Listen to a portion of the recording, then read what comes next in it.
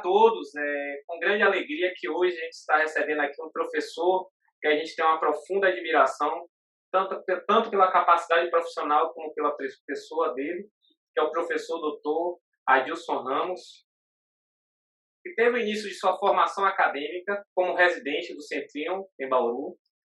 Depois fez o mestrado em ortodontia na Faculdade de Odontologia da USP de Bauru. E depois o doutorado na Faculdade de Odontologia da Unesp em Araraquara. Posteriormente, o professor Adilson Ramos se tornou professor associado do Departamento de Odontologia da Universidade Estadual de Maringá, onde hoje também ele coordena, né, a pós-graduação stricto sensu a nível de mestrado e doutorado em odontologia na mesma universidade. O professor Adilson Ramos também é diretor do Board Brasileiro de Ortodontia. Professor Adilson Ramos, muito obrigado pela sua disponibilidade de tempo em poder compartilhar um pouco, né, da sua rica história conosco. Fico muito feliz com sua presença. Olá, Marlos, tudo bem? Eu que agradeço, o convite aqui, da gente bater um papo aqui sobre algumas coisas de ortodontia, né? É muito prazeroso sempre conversar sobre esse assunto que a gente gosta tanto, né? E agradeço essa oportunidade, né? Vamos trocar algumas figurinhas aí. Professor, conte um pouco, né, dessa sua trajetória dentro da ortodontia, um pouco da sua carreira profissional, né? A gente fez aqui um breve relato, porque se a gente fosse falar todo o seu currículo, a gente ia passar muito tempo. Então, por Imagine. gentileza, nos conte um pouco dessa sua trajetória aí ao longo do tempo, né, dentro da ortodontia. Então, Marlos, você descreveu aí essa sequência, foi mais ou menos isso, né? Eu concluí minha faculdade, eu concluí minha graduação em Bauru, né? Então, eu fiz a FOB e lá na FOB, a partir daí, iniciei no Centrinho, na residência. Então, a residência você tinha no setor de ortodontia, mas você entrava como seria na preventiva, né? Uma ortodontia preventiva. E naquela ocasião eu frequentei os 2 primeiros anos, e no terceiro ano, a gente começou a fazer aquele, programa do Dino Capelosa, o grande Leopoldino Capelosa, que era o famoso Batomushi, né, que era um curso que você fazia uma imersão de 6 meses e depois, se aprovado, você partiria para a especialização lá na Profis Centrinho. E nesse momento, então, surgiu a oportunidade de prestar o mestrado na FOB, e eu acabei que, em vez de eu passar, então, para fazer a especialidade lá no Centrinho mesmo, eu acabei indo fazer na FOB. Naquela época, o mestrado ele tinha uma duração maior, né? Tinha uma atividade clínica extensa e era também congregava essa parte da especialidade. Atualmente mudou o programa, né? Hoje os mestrados são bem mais curtos, praticamente não tem uma atividade clínica extensa, eu digo no estrito sensu, eu digo no mestrado acadêmico, né? Não, isso não é dos profissionalizantes, mas nos acadêmicos. E então eu fiquei ali naqueles 3 anos excepcionais, né? No Centrinho é uma casa multidisciplinar, né? Um baita local para formação, então eu tive a oportunidade de ter os ensinamentos do professor Mar Gabriel e o Dino Capelosa, o professor Mazottini, que infelizmente faleceu recentemente, um grande profissional da cirurgia, então era tudo muito junto ali, a cirurgia ortognática, a ortodontia, o atendimento, né, dos pacientes com fissura, né, mas a gente tinha essa experiência também ali na Profis com os pacientes não fissurados. Então foi uma experiência muito rica, uma base muito legal para mim, né, do qual sempre eu vou ter eterna gratidão ali de todos que colaboraram, né. Eu teria que enumerar muitos professores. Nós tivemos um contato com várias áreas do atendimento lá, né. Então eu tive a oportunidade de passar dali para a FOB, voltando, né, a FOB, onde eu havia feito a graduação, e fiz o mestrado. E no mestrado, naquela modalidade, como eu disse, congregava ainda a especialidade junto. O CRO naquela época ele validava, se você fizesse o mestrado, você tinha a carga horária do atendimento clínico, então você também, a partir do cumprimento dos créditos, você requeria a especialidade. Mas foram praticamente quase 4 anos ali, 3, 4 anos, 92 até 95 e meio praticamente, então foi também outro local fantástico, né, onde eu tive a tutela ali do professor Décio Martins, do meu orientador fantástico, o Dr. Renato de Almeida, Renato Rodrigues de Almeida, né, ele, acho que essa turma toda ali de Bauru formou muita gente, né, nesse Brasil, e o professor Arnaldo Pinzan, professor Fernando Henriques, professor Marcos Roberto de Freitas e o professor Guilherme Janson. Então, foi uma outra capacitação assim, outro aprendizado muito bom, né? Então, eu também agradeço profundamente tudo que eu passei lá, todas as coisas positivas que me foram ensinadas. E por fim, né, nesse intervalo, então, que eu vim aqui para Maringá, comecei a dar aula na UEM, e aí 2 ou 3 anos depois eu fui então para Araraquara, onde quem acabou sendo meu orientador foi meu ex-colega de graduação, o professor Maurício Sakima, filho do Dr. Tatsuko, né, o fantástico Dr. Tatsuko, que também infelizmente nos deixou, mas que deixou um legado ali na escola de ricas ricos trabalhos, né, de mecânica, de diagnóstico, né. E ali em Araraquara, Dr. Dirceu, Dr. Luiz Gandini, Dr. Ari, né. Então todos os colegas ali que a Lídia, então a Lídia na ocasião estava entrando também, mas e o saudoso Dr. Joel, que eu ainda tive seminários com o Dr. Joel, pai do Renato. E é um exemplo, né, porque ele naquela ocasião já estava, né, adoentado e mesmo assim tivemos seminários na casa dele, porque ele não podia se deslocar mais. Então, um exemplo de força e vontade de passar o conhecimento. Então, agradeço também profundamente. Então, eu posso dizer que eu, né, fui privilegiado em poder passar por essas 3 escolas, com cada uma com as suas características, e eu sou muito grato a isso, né. Nesse exame agora da Angel Society, eu fiz questão de colocar, essa trajetória. Lógico que a gente tinha pouco, não muito, nem era tão pouco tempo, a gente tinha 45 minutos para falar, então eu pude falar um pouquinho, e foi com o maior prazer e gratidão que eu pude agradecer a essas 3 casas aqui do Brasil, que são fantásticas. E aí, Realmente, assim, recentemente nessa história agora eu tô, né, esse engajamento em prol de uma ortodontia com responsabilidade, ética e excelência, né.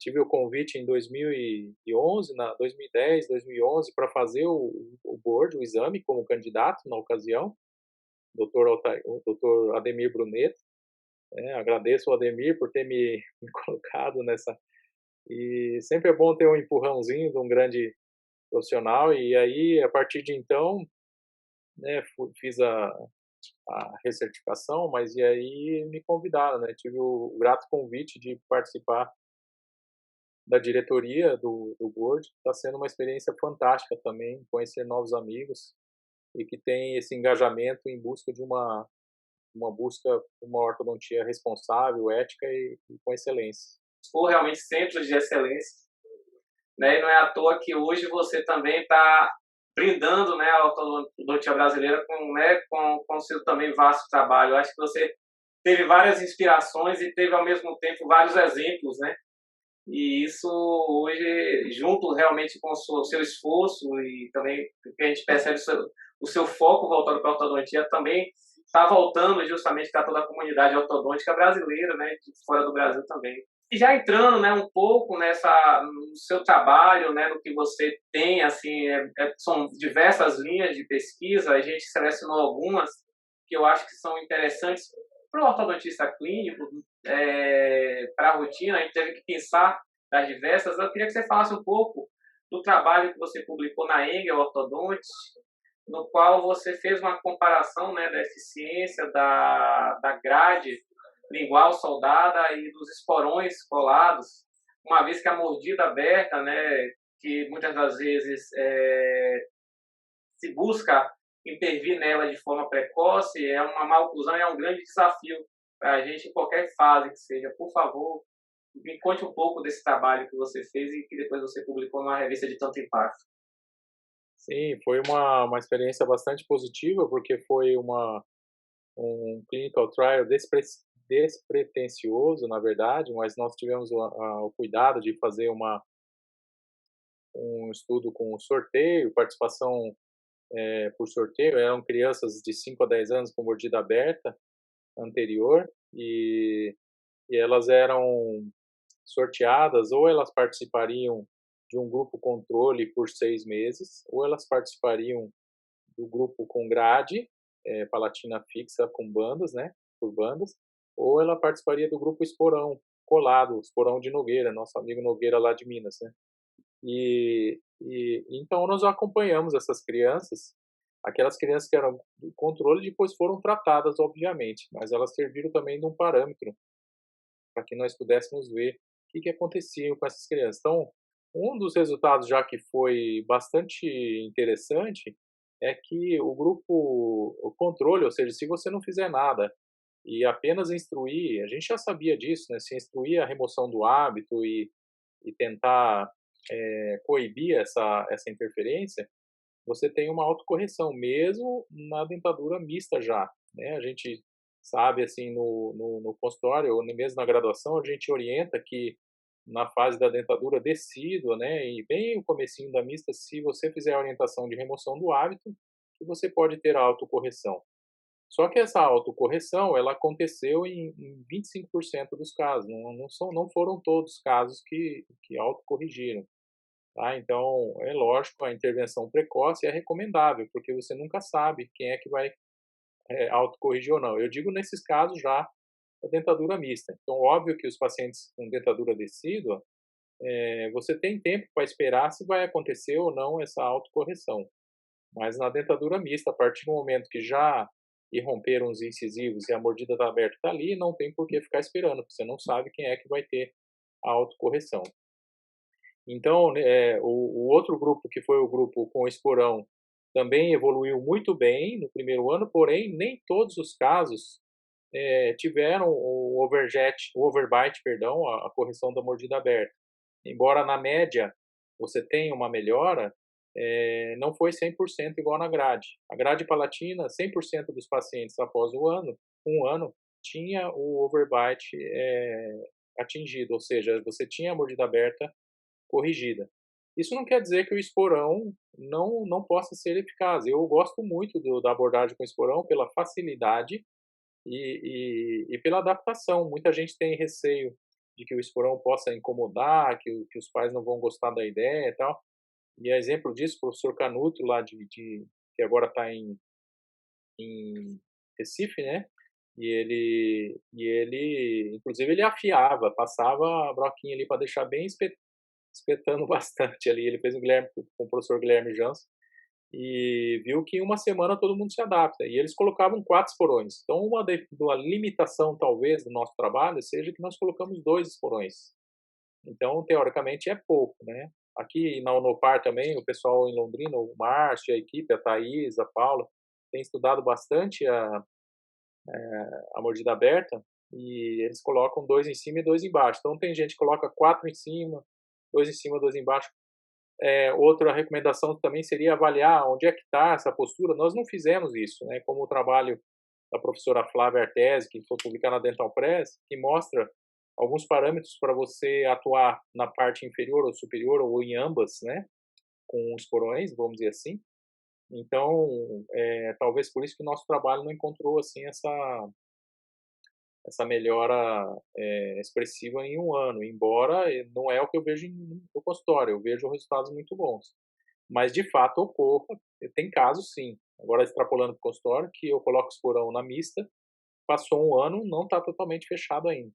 Então aí vai para a grade, a velha e boa grade, né? Então a grade realmente é vamos dizer assim, um tiro certo. Lógico que hoje nós estamos numa época da sociedade onde os pais cobram muito, não, mas eu não vou por isso, tal. Fala que é o aparelho do Jason da sexta-feira 13, tal. Então eles não querem pôr aquela, né? Então a gente tem essas limitações também sociais, vamos dizer assim. E você tenta algo um pouco menos visível, né? Portanto, o trabalho foi uma experiência positiva nesse sentido, que deixou claro que você tem essas duas ferramentas boas, porém talvez a grade ainda seja um tiro, uma bala, uma bala de prata, né, tá? Olha, nós fomos questionados se que uma limitação do esporão colado é que a criança pode engolir, tá? Então nós colocamos lá uma frase de que sim, tem que instruir aos pais que se cair, não tomar cuidado. E o perigo é aspirar, né? Então tem sim um certo cuidado aí com o esporão. Cola bem coladinho, com cuidado para não ter esse risco. E esse já seria uma vantagem, no caso, o pessoal do Rio de Janeiro, da Flávia, por exemplo, de usarem o arco lingual com esporão. Então, em vez de colado, é soldado. Ele vai Então, soldar no arco lingual inferior. isso, um arco lingual inferior ou superior, mas com os porões soldados, tá? É um universo muito legal da mordida aberta e nós tivemos a grata felicidade, o professor Carlos levou esse estudo, inclusive na apresentação da EEO, ele me pediu os slides, pediu o que ele queria mostrar, que era um estudo simples, só que estava bem desenhadinho, então foi bacana. Foi uma experiência bem boa. Aliás, os parabéns à acadêmica a Juliana Leite, que era uma menina excepcional. Pena que ela não ficou aqui no programa, ela fez o mestrado e depois ela foi buscar outros horizontes. Vou fazer um complemento, né? A mordida aberta, quando entra na dentadura permanente, aí eu particularmente não uso mais grade, eu só uso esporão. Na dentadura permanente, só esporão e elástico. Porque você tem a bala na agulha do elástico, né? Já na mista, você tem poucos dentes ali para você fazer movimentação com elástico. Então, até seria um pouco perigoso, de repente, forçar a barra, né? Mas essa é uma coisa que também adoto. Então, da permanente em diante, eu sei que o esporão vai bem com a mecânica que nós sabemos da horta. Professor Adilson, e assim, a gente vai seguindo, né, várias linhas, né, de pesquisa, como eu falei, sua, e uma outra, assim, que sempre me chamou bastante atenção, e agora, assim, a gente sai da intervenção precoce para uma intervenção mais tardia, principalmente naqueles pacientes que, por algum motivo, sofreram mutilações, perdas, né, de elementos permanentes, e pacientes adultos que buscam a reabilitação implantoprótica e que o senhor tem, né, uma linha de estudo justamente voltado para uma movimentação, né, no que diz respeito a dentes em cima desse rebordo acometido pela perda e justamente por estar atrófico e com isso se conseguir justamente uma condição boa para uma posterior inserção de implantes, né, é o que o senhor chama de movimentação ortodôntica em rebordo atrófico. Queria que também você me contasse, né, mais ou menos a sua experiência clínica e suas linhas, né, de pesquisa em cima de um tema que também tem, né, um grande impacto agora justamente nos pacientes que buscam retornar a uma condição de normalidade, no que diz respeito à estética e à mastigação. Sim, essa lei é um trabalho, na verdade, essa curiosidade, meus primeiros casos clínicos onde eu utilizei essa estratégia foram 96, 97, né? A gente já começa a falar do século passado, né? Então eu tenho documentados os casos em 96, 97, 98. Naquela ocasião, né, eu me inspirei bastante nos trabalhos que o Zachrisson falava, né? Ele era um grande entusiasta e né?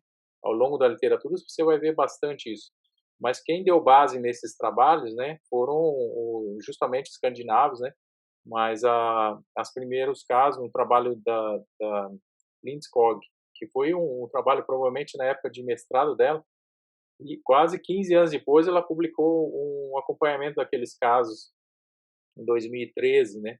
Mas assim, aqui essa linha em particular eu fazia muito essas observações clínicas na casuística que eu tinha em consultório, que a gente tinha em curso, né, dividia experiências com colegas.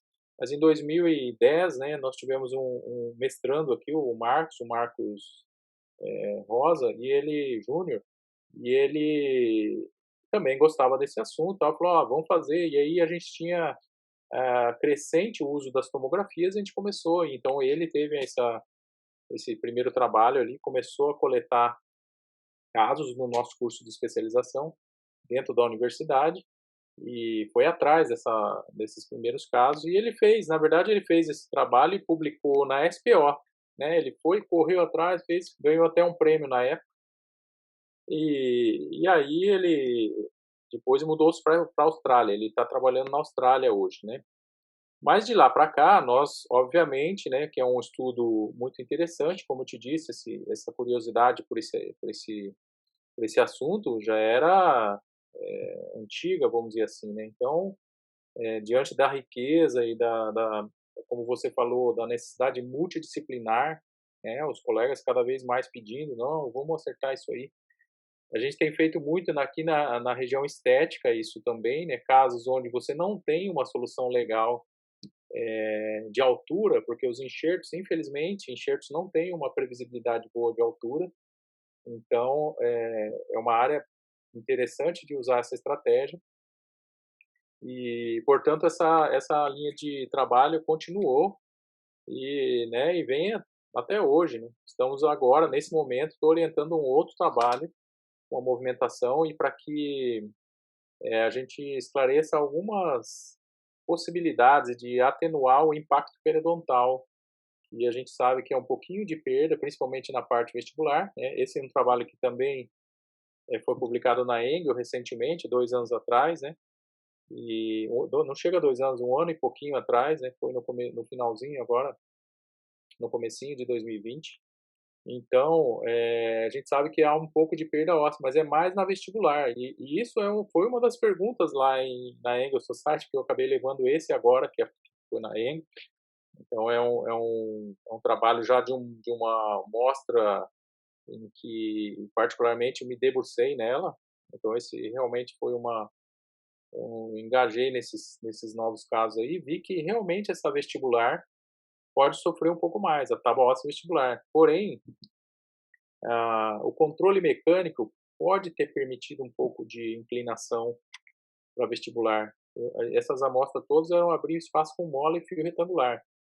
E eu não usei uma mecânica de Burston, né? E eu estava falando lá na casa do Burston, e os professores perguntaram por que você não usou um arco segmentado aí para fazer essa movimentação com a translação mais controlada, né? E não uma inclinação. Mas enfim, você sabe, né, pelos trabalhos que há uma possibilidade de um pouco de perda óssea para o vestibular e também a possibilidade de reabsorções radiculares laterais, né? Isso aí também foi recém-publicado na Dental Press Journal. Mas é assim, um assunto fascinante. Eu ficaria aqui uma manhã, né? Porque tem realmente muitas coisas, muitos detalhes, né? Sobre isso. Então aqui, ó, esse é um desenho que eu sempre mostro, né? Lógico que aqui nessa área onde tem os molares, imagina que você tem um rebordo totalmente atrófico. Então, na hora que você distaliza diante de um defeito que não precisa estar totalmente atrófico, você gera um novo osso para a colocação do implante, né? Então, esse aqui, por exemplo, é um trabalho do Gundus, um austríaco. Foi feito mais ou menos isso. Você vê a qualidade aqui do rebordo, ó. Foi feita a distalização, inclusive abrindo em loco, para mostrar a qualidade óssea para receber o implante. Então, hoje a gente está aí com trabalhos tanto na parte óssea quanto na parte gengival, que realmente é isso que a gente vê, com a facilidade, principalmente a previsibilidade na altura, como vocês estão vendo aqui. Em cima dessa linha, né, que eu tenho observado justamente tanto na porção anterior, né, quanto nessa região posterior, existe um limite de distância de movimento, mesmo que seu controle é um movimento de corpo dentário tenha, né, uma distância X em que existam mais riscos, por exemplo, de reabsorção lateral e assim por diante? Sim, olha só, nesse trabalho que foi para Engel, a única correlação significante foi justamente a quantidade de movimentação que é atrelada ao tempo de movimentação. Então, portanto, quanto mais você fizer o dente caminhar sobre uma área atrófica, mais risco você tem de perda óssea do vestibular. Que é um caso que eu costumo apresentar nas palestras, que é o extremo livre, né? O extremo livre, na minha época de graduação, era um verdadeiro pepino, porque não existia o implante, então não tinha nem o terceiro elemento, o famoso terceiro elemento, que seria aquele que ancorasse a prótese de 3 elementos. Então aqui era a solução geralmente ou era uma PPR ou era um cantilever. E aí, esse pessoal, que começou a trabalhar com a distalização dos premolares, eles mostraram então que você poderia produzir o terceiro elemento. Esse osso neoformado chamou a atenção. O Brademar tinha acabado de lançar, vamos dizer assim, no mercado os implantes, e aí eles cresceram os olhos diante da qualidade óssea aqui para receber um implante. Então isso é realmente vantajoso. Lógico que assim, hoje existe uma tecnologia de malha de titânio para recuperar verticalmente o rebordo nas zonas posteriores, e isso pode ser uma solução já mais prática, se o paciente tiver a fim de investir, né, um pouco mais e ter a paciência da recuperação do próprio enxerto. Agora, muitas vezes esses pacientes já são ortodônticos, então eles já têm que executar alguma movimentação por outras razões. Por isso que essa condição de trocar pontos de inserção do implante é uma coisa que muitas vezes está no tratamento interdisciplinar. Então, como a gente tem já, vamos dizer assim, as bases biológicas para isso, eu vejo com bons olhos, vamos dizer assim, muitas vezes a troca de pontos de pilares para que você, inclusive, ao tratá-lo ortodonticamente, você já põe na carona um preparo de uma zona para receber o implante. Então, é uma coisa que a gente tem discutido e trabalhado, né? Então, é uma coisa boa. Então, as dúvidas que são geralmente nesse tipo de movimento, né? E alguns clínicos gerais ainda têm medo que você faça isso, fala assim: "Não, mas você vai movimentar, vai estragar, o dente vai cair no vazio". O conceito, infelizmente, ainda não é totalmente difundido na classe não ortodôntica, vamos dizer assim. Então, você precisa fazer, mostrar alguns casos, né. A gente tem recentemente esse artigo que foi publicado na Ingo, que foi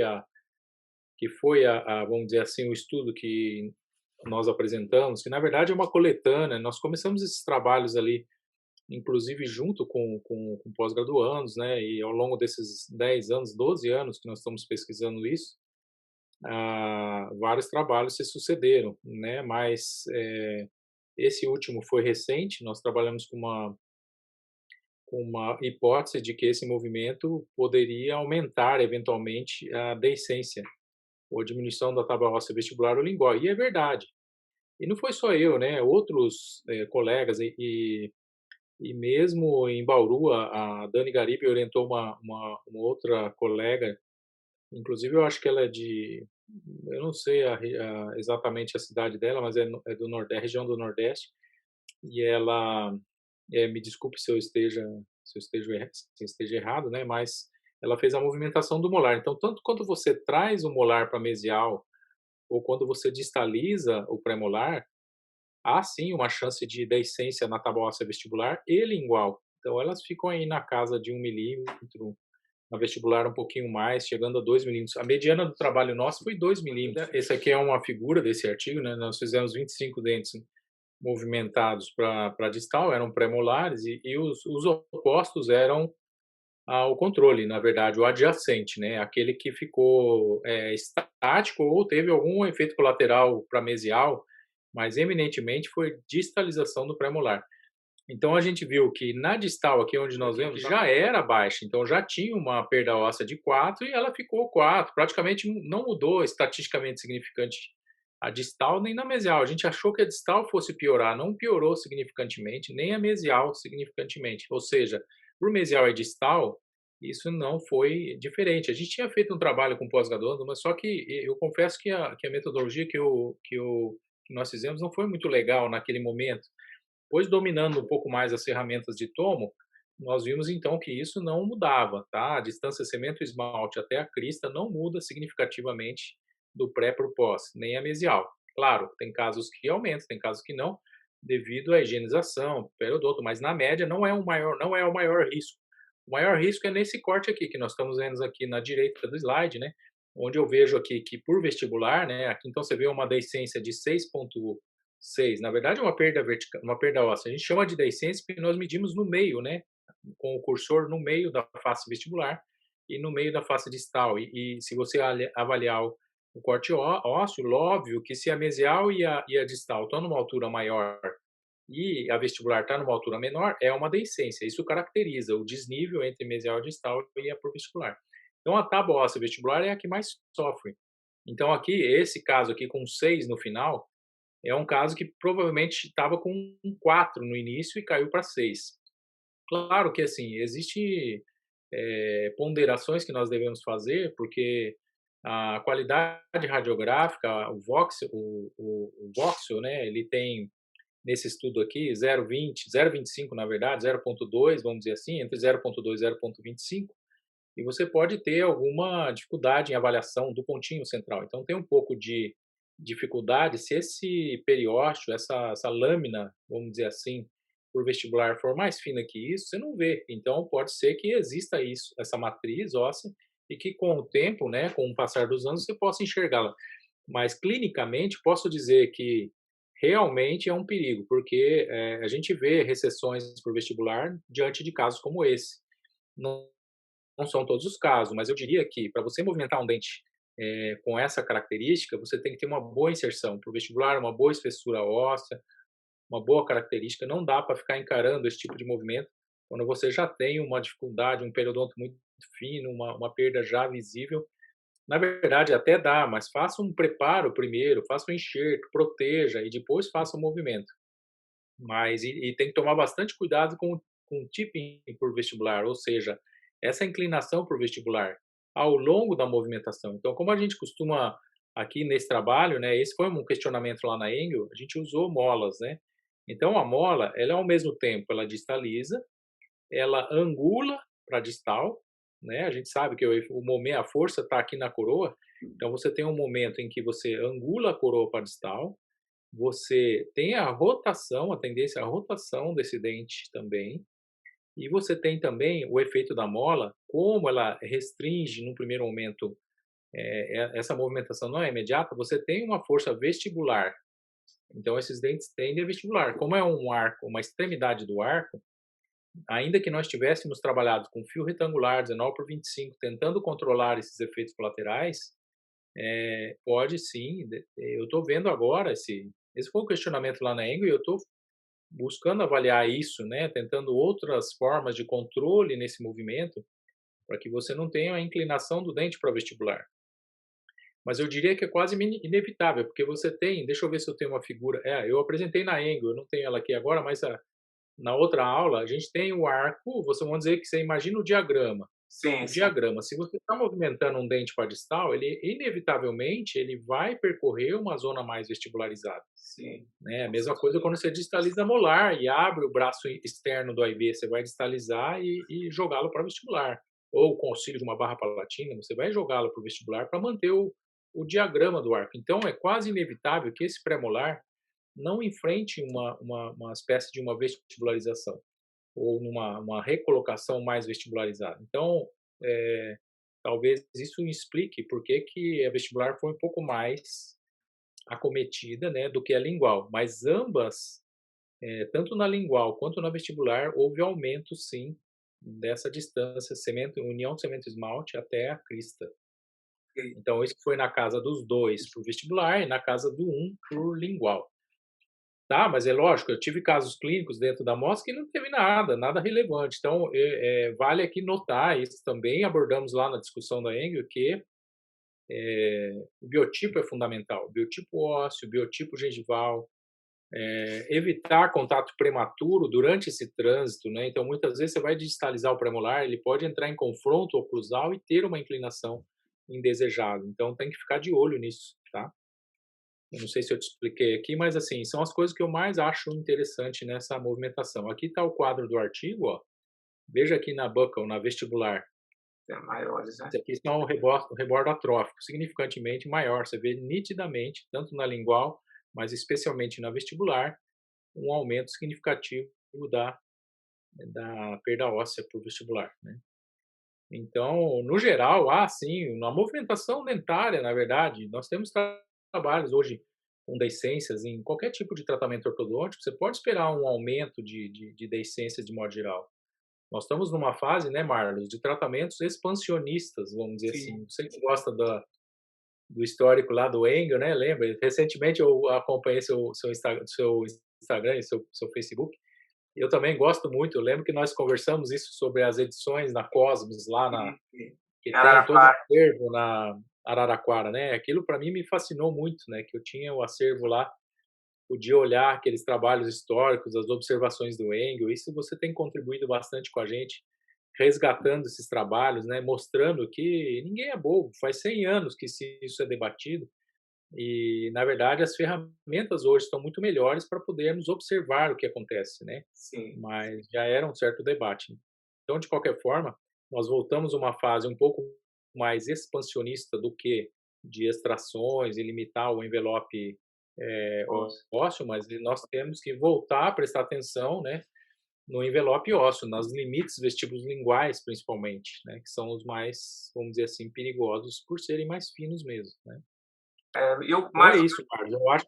Pode falar. não, interessante de tudo, apesar de ter, às vezes, esses efeitos indesejados, é você conseguir, com essa movimentação, é ter um ganho vertical real de, de rebordo que até então era atrófico, né? Um rebordo mais receptivo para o implante, para a reabilitação.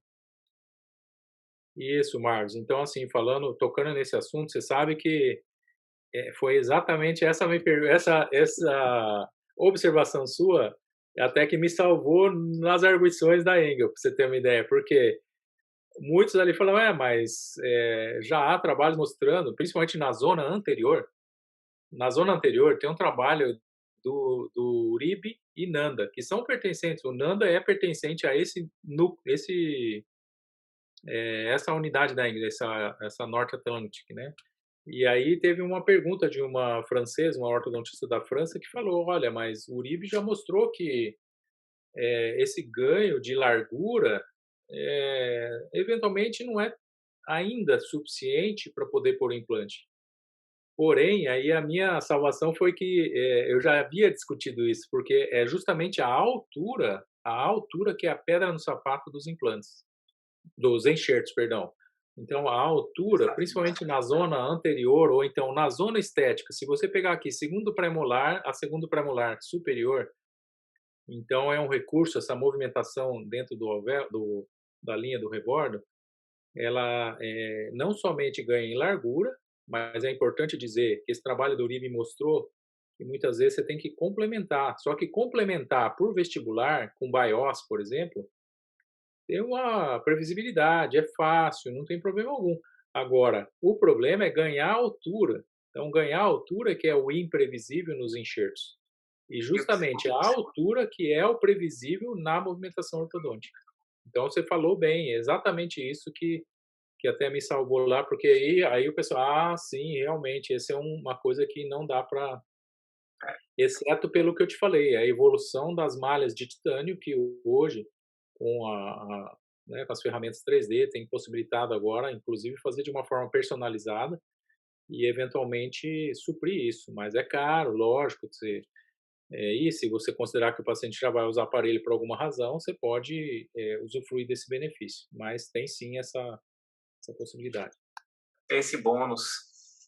Pois é. Eu gosto, assim, eu também tenho hoje uma ponderação, né? Uma vez o Marco Jans, que é um colega de mestrado, até na época, a gente fez o mestrado aos créditos, pelo menos, e eu vi, a gente conversava muito, ele foi um dos caras que começou antes, ele trabalhava numa clínica interdisciplinar, fazia muito isso, né?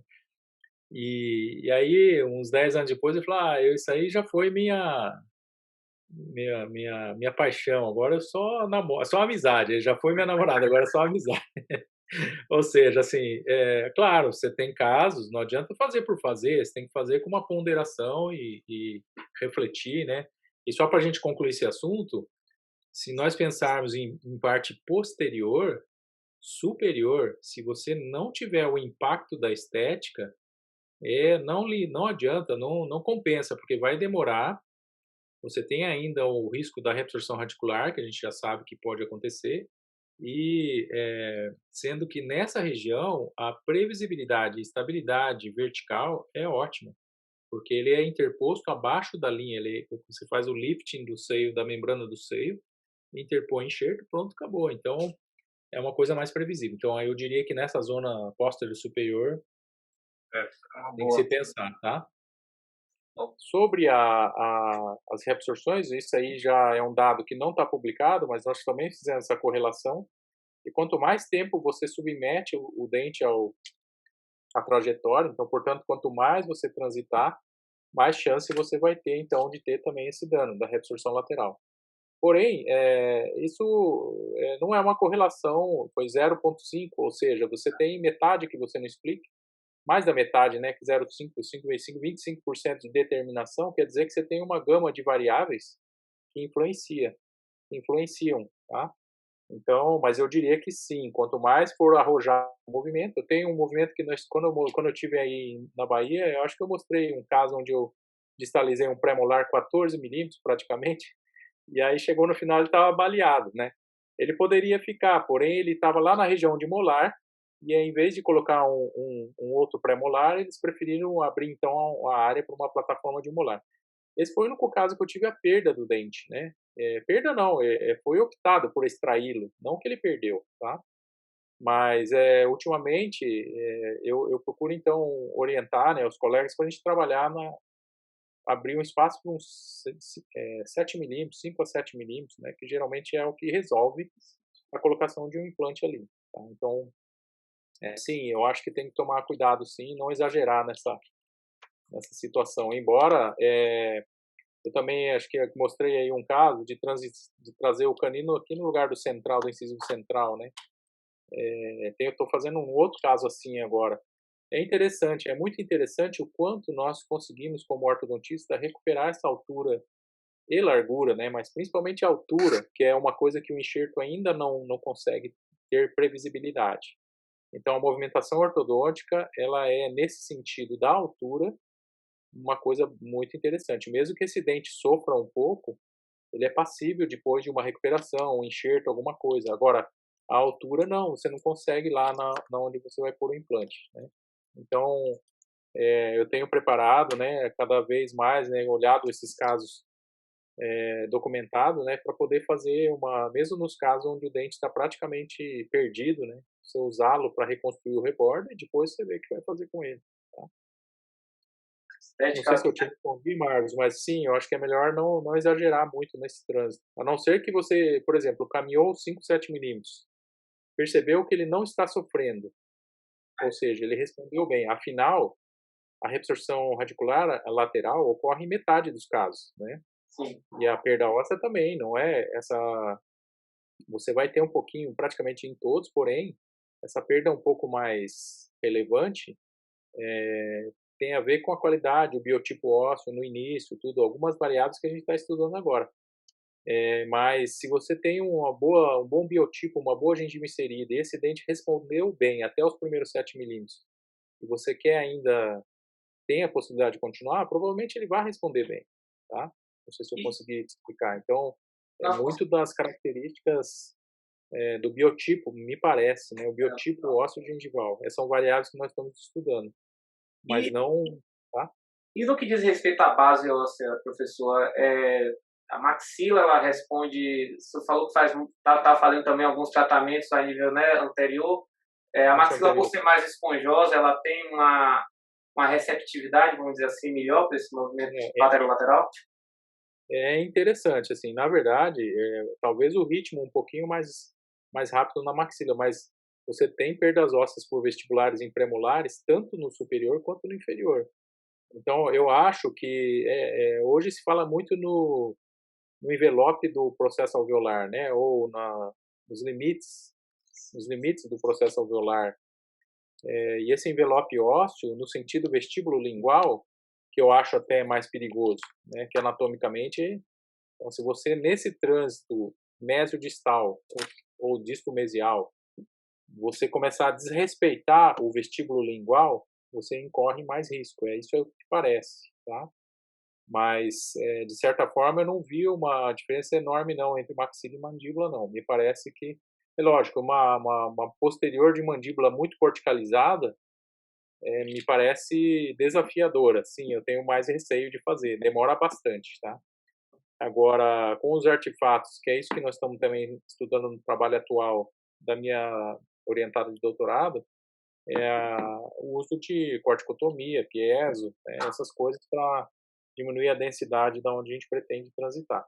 Tem um É, trabalho se não me engano, é da Turquia, onde o cara ele saiu na Korean Journal. Eu acho que quando eu estive na Bahia, talvez eu não mostrei, mas ele pegou um premolar quase na área do siso. Ele transitou um premolar, sei lá, uns 14 milímetros também para frente.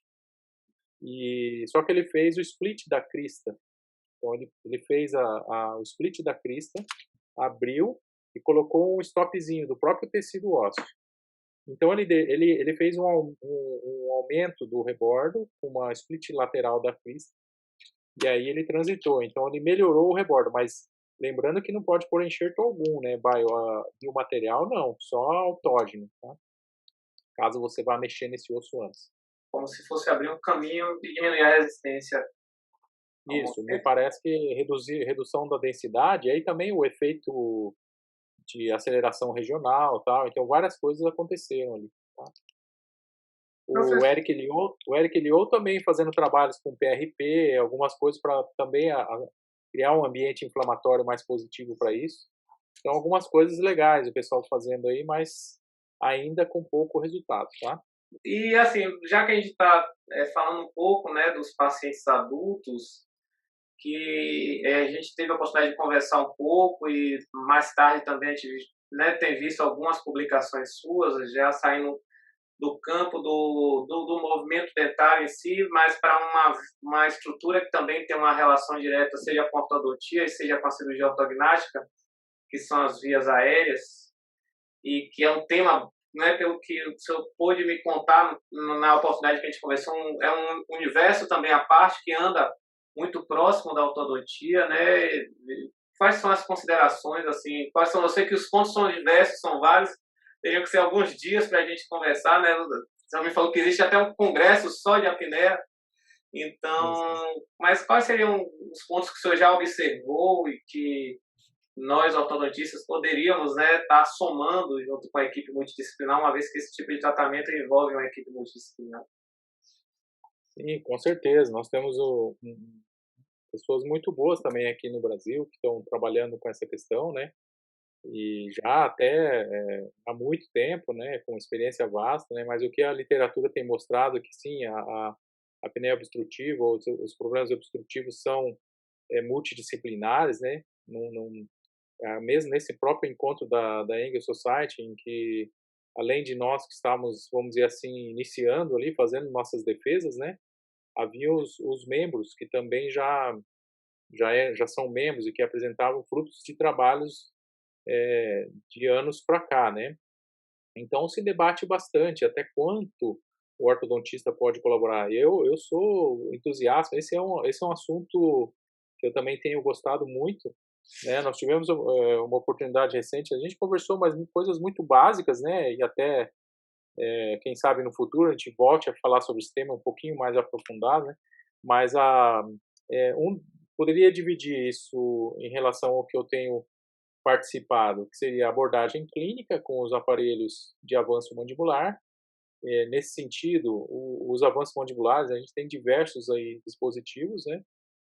Mas aí nem todos os casos têm uma perspectiva, nem todos os casos têm resultados positivos. Então nós temos que ter o pé no chão ao participar desse comitê, vamos dizer, desse grupo que vai tratar o paciente, a fonoaudiólogo, o otorrino, o pneumo, o neuro, ou então o médico especialista em estudos do sono, né, que também tem dentro da área médica essas vocações, vamos dizer assim, mas saber que tem limites. Então tem casos que não respondem bem.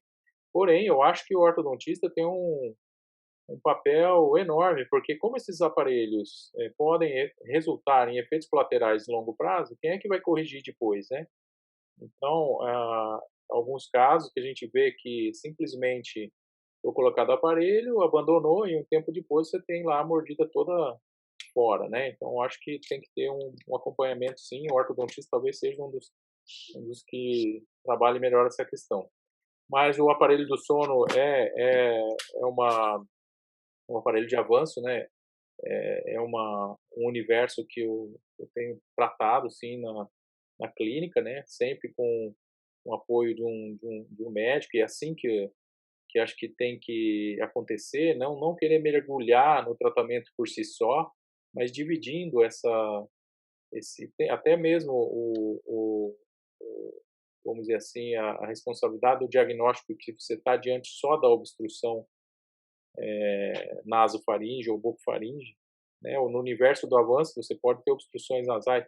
Aí, nesse sentido, também o ortodontista, com a possibilidade de expansão, seja expansão precoce na dentadura mista, ou na dentadura permanente, ou até mesmo com o auxílio do MARP, ou do auxílio do MARP na cirurgia ortognática, com auxílio cirúrgico, perdão, né, com MARP ou não, com auxílio cirúrgico, também cria um universo no ganho transversal que é tudo muito novo, tem pouca literatura ainda, mas a gente, eu digo no mais tardio, no mais precoce tem bastante literatura, né, do efeito da expansão. Desde o Haas falava isso, de que a expansão melhoraria, né, a capacidade respiratória.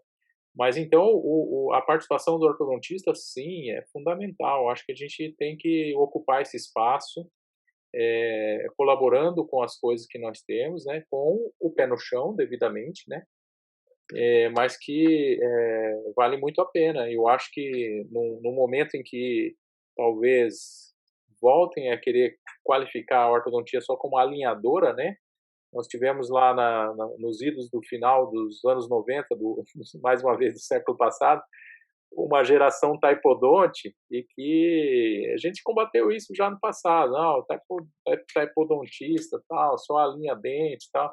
Então, assim, a ortodontia já enfrentou essas fases, né, de que o negócio é só alinhar. Não é isso. Acho que a área da saúde ganha muito tendo um ortodontista no seu grupo, e essa da apneia, da apneia obstrutiva, é uma delas, né. E só completando, né, a outra parte seria a parte cirúrgica, o preparo dos casos para a cirurgia ortognática.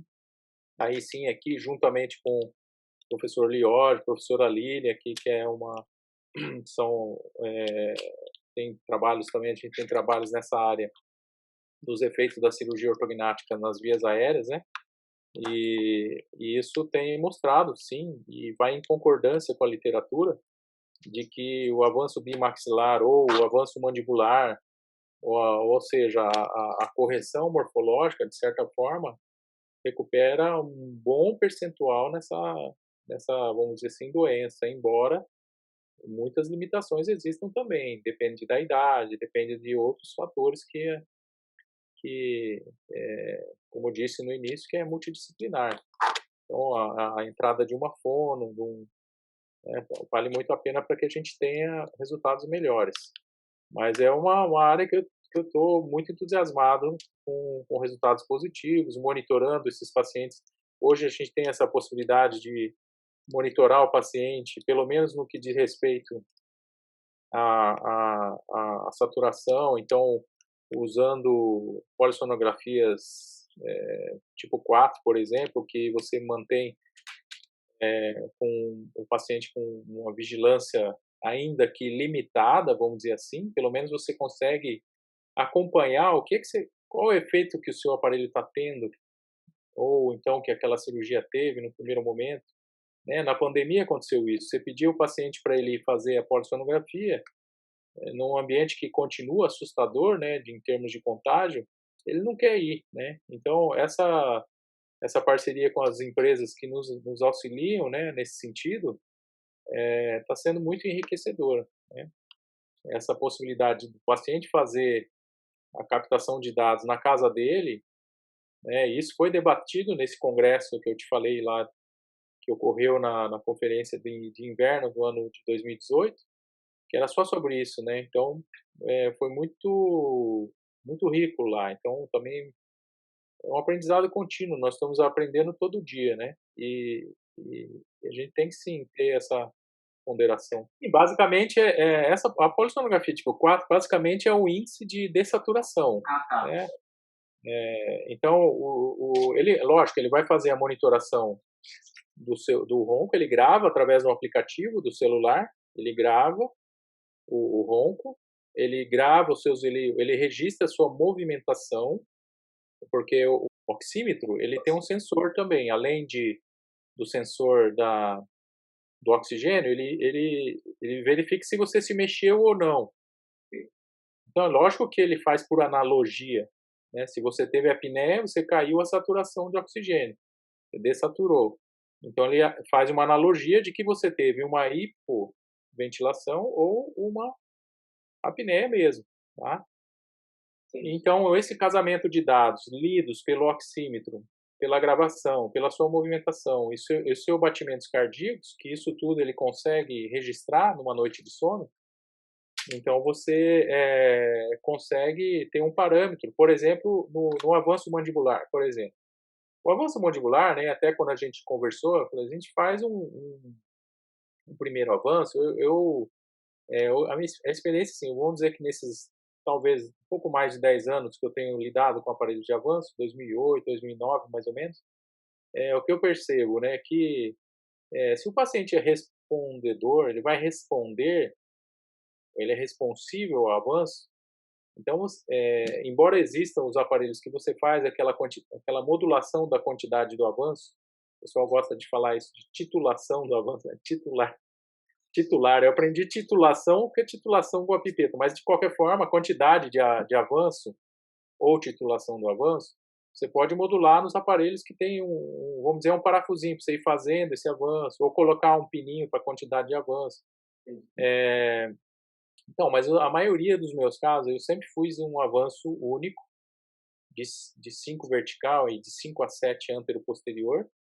E se o paciente é responsivo, você já vai ter um feedback positivo. Tá? Aí depois de um tempo, 3 meses, esse é o que eu costumo fazer, né? Eu repito a polissonografia, repetia, né? Hoje eu estou modulando com esse dispositivo de acompanhamento em casa, pelo menos, até que o paciente possa se deslocar e fazer a polissonografia para valer, tá? Porque eu não estou falando que substitui, tá? É só uma forma da gente monitorar o paciente, acompanhar, exato. Então aí você pode, eventualmente, eu vou precisar avançar um pouco mais você não baixou, você não está perto dos 5, que é o normal, né? Até 5 eventos por hora. Então vamos dizer que o paciente estava tendo lá 20 eventos por hora, o índice H lá medido na polissonografia, vamos dizer assim, completa, tipo 1, e aí o paciente caiu para 8. Então eu posso ainda fazer mais um avanço. Então eu preferia fazer esse avanço após uma confirmação com a polissonografia. Entendi. Mas isso é muito particular. Então os aparelhos, se vão ser monoblocos ou se vão ser de titulação variável, vamos dizer assim, é muito de cada profissional, tá? Mas a tendência é o ortodontista querer ter o menos trabalho possível, né? Mas é interessante. Uma outra coisa que a gente vê é que quando o aparelho vai ficando muito folgado, lógico, perde eficácia, né? Perde eficácia porque se ele começar a deslocar e perder o suporte mandibular, ele vai perder. Mas não perde completamente, mas perde. Então tem que frequentemente estar reembasando esse dispositivo, checando a retentividade dele, né? E a Fono, nesse sentido, ela é uma colaboradora nesse tratamento, né? Interessante. Embora esse trabalho de revisão sistemática mostra que pouco significância e tal, mas é interessante. Eu acho que a musculatura que suporta o ióide aqui, se você puder estimulá-la, você também tem um adicional, tá? Não sei se eu consegui explicar. Então, nesse pouco tempo que a gente tem aqui de conversa, algumas coisas que têm me entusiasmado. Então, é o campo do avanço, da expansão, particularmente. Tenho conversado muito com o Gurgel recentemente. Você falou do Gurgel aí, né? Meu colega de mestrado, né? Então, nós estamos... O Gurgel, eu conheci ele na residência do Centrinho, a gente fez orto preventiva junto e mestrado. Então, sei lá, já são praticamente 30 anos, um pouco mais de 30 anos de amizade aí. Muito tempo. E o Gurgel, né, você sabe, ele lida bastante com a expansão agora com o MARP, né, e a gente toda a vida conversou de expansão de tudo quanto é jeito, lenta, cirúrgica, e agora do MARP, né, então a gente está empreitada aí juntos também. Dessa E, mas então a expansão, o avanço e os casos cirúrgicos. Então é isso que tem me entusiasmado aí, porque cada um no estágio de vida, né, é diferente do indivíduo. Né? Quanto mais cedo a expansão precoce, depois, né, pelo que o senhor falou, um tratamento mais tardio nos pacientes adultos. sim, só fazendo uma complemento, eu sei que eu falei para você, a gente tem um tempinho ainda, mas no caso da criança, então, o que é bastante falado é a interação com o otorrino, porque muitos casos, se fizer adenotonsilectomia, ou seja, tirar adenoide e amígdala, se essas forem as causas, obviamente, você não vai fazer esse profilático, mas se você tiver a característica de que estão obstruindo, 60% das vezes a criança vai melhorar e vai resolver. Sim. E alguns trabalhos que fizeram amostra, primeiro fazia adenotonsilectomia, depois expandia com a expansão rápida. E outros faziam a expansão rápida primeiro, depois a adenotonsilectomia. Então, são procedimentos que se completam. Os dois procedimentos juntos resolvem quase 100%, não é 100%, mas quase 90% dos casos tem a solução. Agora, é curioso que quando você faz a expansão rápida, você tem aí metade, aí, quase metade dos pacientes também melhorando. Então, talvez, se você vê a possibilidade de uma atresia de maxila, em vez de você fazer no médico primeiro, talvez fazer a expansão, porque talvez você já resolva, sem precisar ir para a cirurgia. Você tem que avisar que são procedimentos complementares. Então, embora haja a possibilidade da melhora, já deixar avisado que a colaboração das duas áreas são complementares, né? Você falou de um outro tema, qual que era mesmo? Eu falei das contenções linguais. Das contenções. A contenção da pano da manga. Não, assim, mas eu posso fazer um resuminho aqui do que hoje. Eu tive a doutora Thelma da Bahia, ela também, ela me pediu para escrever o que eu pensava, mas isso já faz o quê? Uns 5 anos, talvez, 5, 6 anos. Mas eu escrevi aquela coluna do Eu Penso Assim sobre as contenções. E, de fato, ali está uma essência do que eu penso. Né? Primeiro é que a contenção não é a contenção, conter os dentes, não é o conter só devido ao tratamento ortodôntico. A gente sabe que a dentição ela vai mudar, os dentes mudam com a idade, eventos irruptivos, como o Peter Buchang mostrou nos trabalhos aí de 2008, 2005, eu não lembro mais a data, mas de que os dentes têm uma tendência extrusiva, os inferiores têm uma tendência extrusiva, e de redução da distância intercanina, com vários trabalhos mundialmente mostrando que a maturidade do ar, recentemente a professora Garibe também mostrando no caso combinado a desgastes e tal, mas de certa forma o arco amadurece. Então as contenções são, como o Dino Capelosa fala, é o creme da boca, é o creme para tentar amenizar o efeito da idade, né? Então, eu diria que a contenção é vamos dizer assim, um mal necessário. Se o paciente quer, estabilidade a todo preço. Agora, que tipo de contenção, né? Então, removível ou fixa? Removível para aqueles que colaboram. Então, você pode usar 2 placas tipo E6, placas de acetato, se o paciente for colaborador. A gente sabe que metade não colabora. Então, na área mais difícil de se conter, que é a distância intercaninos, a boa e velha 3x3 ainda é rotina em todo o consultório, praticamente todos os consultórios, né? Não são todos, né? Mas a maioria. Estou pegando esse gancho, né? Quando você chega na 3x3, assim, é um dos seus trabalhos que a gente, pelo menos assim, com alguns colegas, até da área da periodontia, existe uma certa resistência à famosa contenção fixa, né? E reta.